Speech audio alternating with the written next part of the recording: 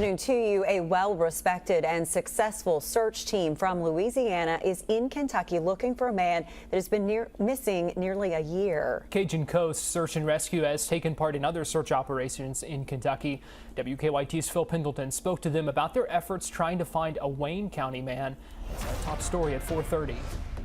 Ricky Griffis was last seen around July 4th last year in Pulaski County. This is where this search operation from Cajun Coast Search and Rescue is beginning, but it very well could be expanded out to other areas as well. Ready to go to work? The first search area was south of Burnside. That is where Ricky Griffis' family says he was last seen, or his last known whereabouts were on July 4th of last year. After almost a year with no answers, Cajun Coast Search and Rescue responded to a call for help. Tony Wade came up with his canine holder to help out. His crew has been instrumental in searches and recovery operations all over the United States, and they assisted with the search for Savannah Spurlock in 2019. She said it on Facebook, I think yesterday, that Kentucky always holds a special place in my heart. I think this is my fourth trip up here. Every time we come, we handle 2 or 3 cases each time.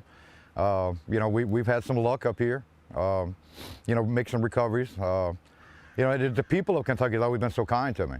And Wade says that they may search for other Kentuckians while they are here as well. Of course, there are other high-profile missing Kentuckians in this part of the state. In Pulaski County, Phil Pendleton, WKYT. Cajun Coast is operating on donations. We have a link to their Facebook page on WKYT.com.